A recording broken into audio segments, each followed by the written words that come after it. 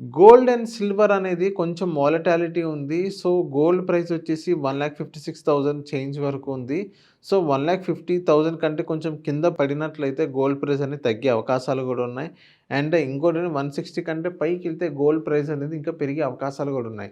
So, ఇలాంటివి మేము చాలా డిస్కస్ చేయడం జరిగింది. ఈ వీడియో ఎండ్ వరకు చూడండి. గోల్డ్ ప్రైస్ ఇప్పుడు గోల్డ్ మీద మీరు నిజంగా ఎలా ఇన్వెస్ట్ చేయాలనేది మీకంటూ క్లారిటీ వస్తుంది. అండ్ మా ఛానల్ని ఫాలో అండ్ సబ్స్క్రైబ్ చేయండి. Hello sir, welcome to social post. Thank you అండి. సార్, ఇప్పుడు గోల్డ్ ప్రైస్ 1,56,000 చేంజ్ ఉంది. సిల్వర్ చూసుకున్నట్టే 2,47,000 అక్కడ కన్సాలిడేషన్ అవుతుంది.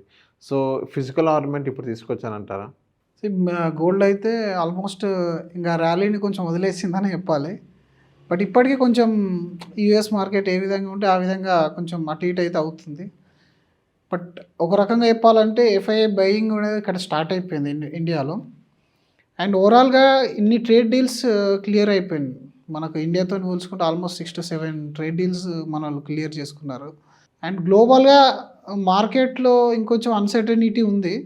బట్ ఇప్పుడు ఈ గోల్డ్ అనేది అంటే ఇంకో కొన్ని రష్యా ఇష్యూ కనుక క్లియర్ అయిపోయి ఉంటే మేబీ గోల్డ్ రేట్ ఇంకా తగ్గే ఛాన్స్ ఉందని చెప్పేసి మనం ఎక్స్పెక్ట్ చేస్తున్నాము. ఓకే, కాబట్టి మరీ డ్రాస్టికల్ ఏం తగ్గదు. అండ్ ఇప్పుడు ఉన్నది ప్రాపర్, ఎందుకనంటే చాలా హై స్పీడ్లో పెరిగింది, ఒక బ్రేక్ అయితే పడింది. అండ్ మార్కెట్లో మొన్న 2% ఎప్పుడైతే పైకి వెళ్ళిందో మార్కెట్ అప్పుడైతే ఇంకొంచెం తగ్గింది. ఎవరైతే ఆర్నమెంట్లో తీసుకోవాలనుకుంటున్నారో డెఫినెట్లీ తీసేసుకోండి. అండ్ ఆ షాక్ తర్వాత, గోల్డ్ అండ్ సిల్వర్ షాక్ తర్వాత కొంతమంది హై రిస్క్ తీసుకోవడం కూడా మానేశారు, which is very good for our economy. అంటే పర్సనల్గా కూడా మనకు యాజ్ ఎ ఇండివిజువల్ కూడా అది చాలా సేఫ్టీ మ్యాటర్ అనమాట. లేదంటే people are trading 30 lakhs 40 lakh rupees per day left and right. ఆ షాక్ ఉండడం వల్ల దానికి అంత వొలటాలిటీ ఉంటుందన్న విషయం చెప్పకనే మార్కెట్ అందరికి చెప్పేసింది. నేను ఎంత చెప్పినా వినని వాళ్ళు పర్సనల్ లోన్స్ కూడా తీసేసి ఇష్టం ఉన్నట్టు గోల్డ్ సిల్వర్ ఈటీఎఫ్లలో పెట్టేశారు. అండ్ సిల్వర్ ఈటీఎఫ్స్ కూడా ఒక క్యాపింగ్ అనేది తీసుకొస్తారు. మ్యాక్సిమం 15% కంటే ఎక్కువ అప్స్ అండ్ డౌన్స్ ప్రైస్ ఉండొద్దు అని చెప్పేసి రీసెంట్గా సెబీ తీసుకురావడం. గోల్డ్ విషయానికి వస్తే ఆ స్టెబిలిటీ అంత కన్సిస్టెంట్గా ఉన్నదాన్ని కాస్త వొలటైల్ అసెట్ లాగా చేసింది బికాస్ ఆఫ్ ఈ ర్యాలీ.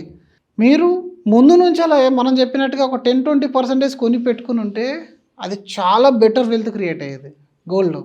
వైస్ వర్సా, మార్కెట్ లేనప్పుడు గోల్డ్ సేవ్ చేస్తుంది డెఫినెట్గా. అండ్ ఇంటర్నేషనల్ ఇన్వెస్ట్మెంట్లు అనుకుంటే గోల్డ్ని మించిన ఇంకా ఇంటర్నేషనల్ ఇన్వెస్ట్మెంట్ ఉండదు. అవును, ఇంటర్నేషనల్ నాకు వేరే ఎక్స్ప్లోజర్ అవసరమే లేదు అసలు. గోల్డ్ ఉంటే సేఫ్టీ వచ్చింది, ఇంటర్నేషనల్ యొక్క ఆ బెనిఫిట్ అనేది తీసుకోగలుగుతున్నాం. ఇలా ఈ రేట్లో అయితే దాదాపు కొన్ని రోజులు ఇంకా కన్స్టెంట్గా ఉండే ఛాన్స్ ఉంటుంది.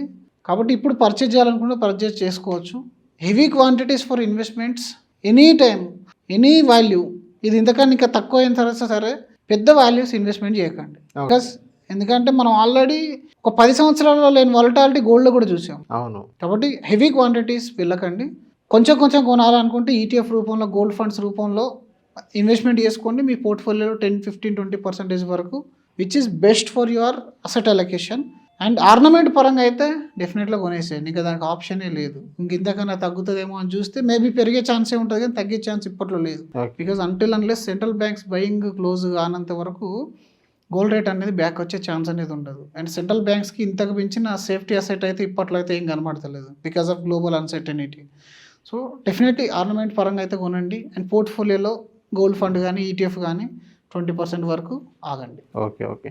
సో థ్యాంక్ యూ సార్, మా సోషల్ పోస్ట్ వచ్చినందుకు. థ్యాంక్ యూ అండి.